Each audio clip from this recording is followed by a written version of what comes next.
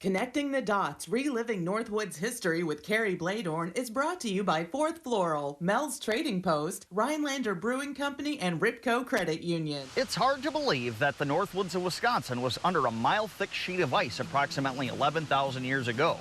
It might also be hard to believe that giant slab of ice would have a direct impact on its logging and lumbering history some 10,000 years later. The glacier that once covered the northern highland region plowed its way south from the Lake Superior area. In its retreat, it left the landscape we see today: sandy soils, glacial lakes, and wetlands interspersed with well-drained uplands. These features made the perfect location for the growing of pine forests. Following the melting of the Laurentide ice sheet, the forest primeval did begin to take root. For thousands of years, it was little changed, even by the animals and the people that migrated into the area to call its lands home. Fast forward to 1848, Wisconsin became the 30th state in the Union. As more people headed west, the need for lumber and building materials grew. Axes began to chop away at the southern reaches of the Great Wisconsin Pinery, which extended as far south as Wood and Portage counties and covered the land all the way to Lake Superior. It is estimated that 100 billion board feet of lumber was contained in this virgin forest. These events and others set the stage for the great logging boom of the Northwoods of Wisconsin, a time never seen before or since. Logging became a prominent industry in the major river valleys of the state, as dozens of lumber mills popped up in the lumber districts, including Menominee, Chippewa, the Wolf, and Wisconsin rivers, among others. As logging cut its way north at an accelerated rate along the Wisconsin River, an impediment known as Grandfather Falls stood in the way.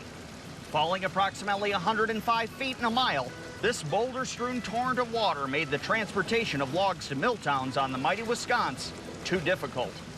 157 mills had been built in the Wisconsin River Valley between the Wisconsin Dells and Grandfather Falls, but 1/3 of the pine timber in the state was above these treacherous waters. In time, profitability, ingenuity, and the demand for high-quality lumber would win out over this force of nature. In the mid-1850s, some of the first logging done on the upper Wisconsin River was started at what became Eagle River. Before proper roads or rail lines were built into the last of the Wisconsin wilderness, logs were floated to mills on the Wisconsin River and its tributary. The main target of the logging boom of the upper Wisconsin was red and white pine trees.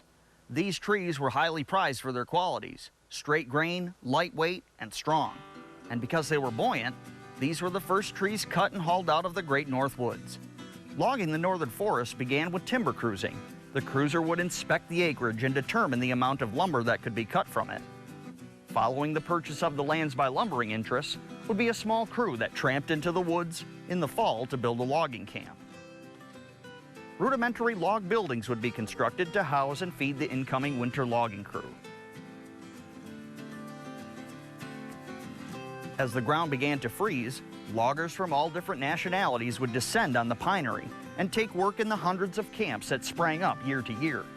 Logging between the 1850s and 1900 was primarily done in the winter to take advantage of the ability to build ice roads and use sleighs to transport the logs from the woods to a waterway. Wetlands and lakes would be frozen and more easily traversed. And an added bonus, despite the deep snow and frigid temperatures, no mosquitoes. Work in a logging camp became highly specialized. Teams of men would saw down the trees. Another pair would buck the logs into lengths as swampers removed the limbs from the logs. Teamsters used oxen or horses to skid the logs to an ice road where they would be put on sleighs and then decked in piles along a river to await the spring thaw. Blacksmiths, carpenters, cooks, clerks, and filers, and other jobs also occupied the camps. Tools of the trade consisted of axes, crosscut saws, cant hooks, and pike poles, among others. Blacksmiths could fix or fabricate any item needed in camp, from soup ladles to axe handle replacements to building sleighs from scratch.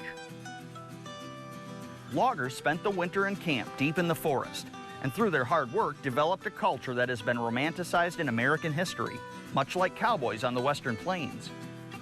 The men that worked in the logging industry were a breed unto themselves, strong, hardened, and resilient. In the evening, the tired loggers retreated to the dimly lit, smoky, and smelly bunkhouse for storytelling and the crafting of legends like Paul Bunyan and Hodags. Loggers of the Great Pine Country developed colorful language unique to their work, some of which can't be shared in public. Entire books have been written in order to preserve and translate the spirited language of the lumberjack. When the spring thaw and river breakup occurred, no time was wasted in tumbling the decked logs into the current on their final journey to a mill town. The crew that stayed on for the drive were known as river hogs, river rats, or caddy men, due to their nimble ability to run along the logs floating down the river. Logging in camp was dangerous work, where trees, logs, and branches could cause severe injuries. But river drives were the most fatal of logging work, where crewmen might be sucked under a jumble of logs, crushed, or even drowned, never to be seen again. When the logs arrived in the mill town, they were separated by stamp hammer marks found on the butt ends of the log, and corralled by booms before being sent to the screaming saw blade to be turned into lumber. This important work gave Rhinelander's Boom Lake its name. Towns sprang up across the Northwoods to accommodate the growing lumber industry, and few more famous than Hurley, Wisconsin, where its strip of taverns and brothels spawned stories like that of Lotta Morgan and others, as depicted in the classic 1936 film Come and Get It. No shortage of books have been written on the Wisconsin's famous timber boom. Loggers worked hard and they played hard. After a long winter in camp, they would come to a logging boom town such as Rhinelander and blow off steam. Loggers would frequent the many saloons and boarding houses near the rail crossing, giving it the name the Hungry Hollow. Residents of Rhinelander still know it as the Hollow to this day. Fighting was common among the rough and tumble crews, never in a vicious manner, but more in a sporting way. Many loggers spent the night drying up in boomtown jails built just for that purpose. Lumber mills dotted the northern Highland region, in just about every town that still stands, and many that are gone. In the early days, lumber was rafted by rivers and lakes to places like Chicago, St. Louis, and in the growing communities of Wisconsin. With the coming of the railroads in the 1880s, the logging industry ripped into high gear over the short course of 40 or so years. The so-called inexhaustible virgin forest was decimated at a rate of billions of feet of logs per year. Special railroads, narrow gauge lines, were also built into the pine stands to facilitate year-round logging. By 1900, over 98% of all the old-growth pines in the state had been cut, leading to the fortune of many, but the demise of a landscape that has never been the same. It is estimated there are more individual trees in Wisconsin than before the boom, but nothing can replace the ecology of an untouched forest filled with towering old-growth pines. Logging continued in the Northwoods after the initial pine cut turned to hardwood lumber and pulpwood for paper making. The Northwoods still has a robust forestry products industry to this day, owing much to the lessons learned and the heritage of the early days of logging in Wisconsin. Today, Wisconsin is home to many wonderful museums featuring the logging history, including one in Eau Claire, Wabeno, Kashina, Marinette, and the oldest logging museum in the nation at Rhinelander. These museums give us a view of the old lumberjack life.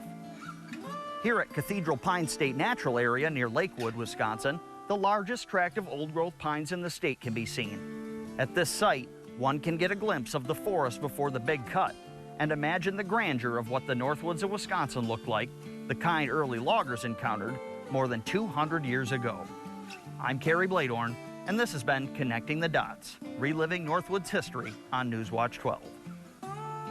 Connecting the Dots, reliving Northwoods history with Kerry Bladorn is brought to you by Fourth Floral, Mel's Trading Post, Rhinelander Brewing Company, and Ripco Credit Union.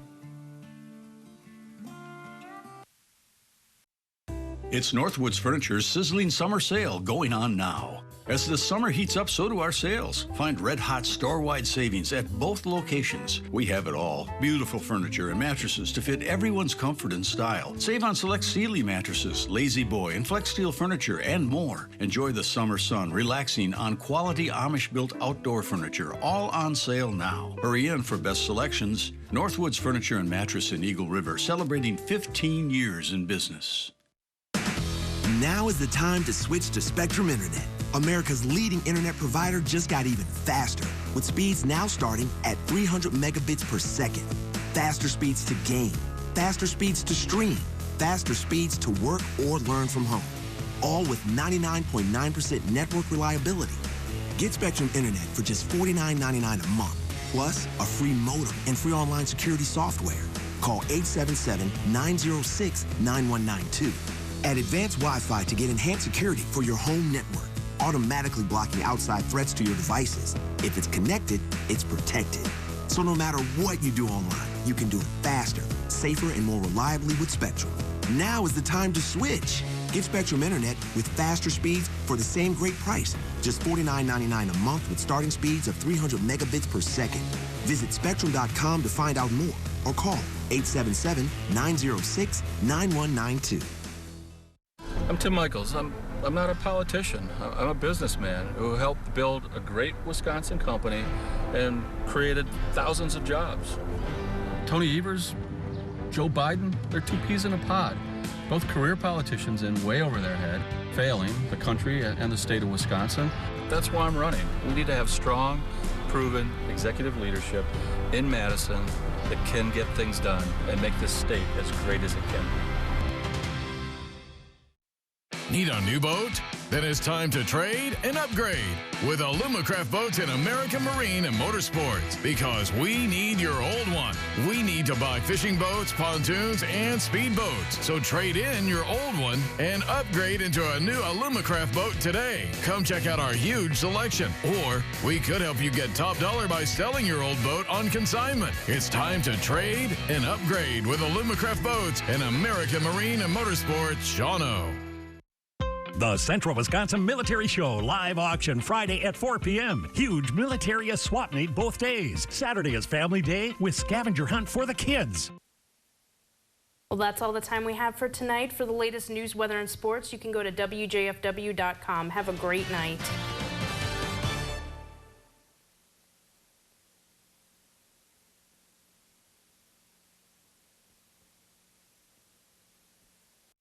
It's Slumberland's anniversary sale, and to celebrate, we're stacking the deals. Buy any sofa or sectional and get 20% off your second purchase. Get another 20% off both items. Plus, we are still offering great special financing at Slumberland Furniture. Today, it seems everyone can be their own service technician thanks to the internet. From servicing their own cars and engines to home remodels and projects, people are trying a little of everything. Here at Maher Water Corporation, we employ nationally certified and factory-trained technicians to keep your water treatment systems working to their full lives. We will treat you like our own family. So if you want us to service your equipment, give us a call.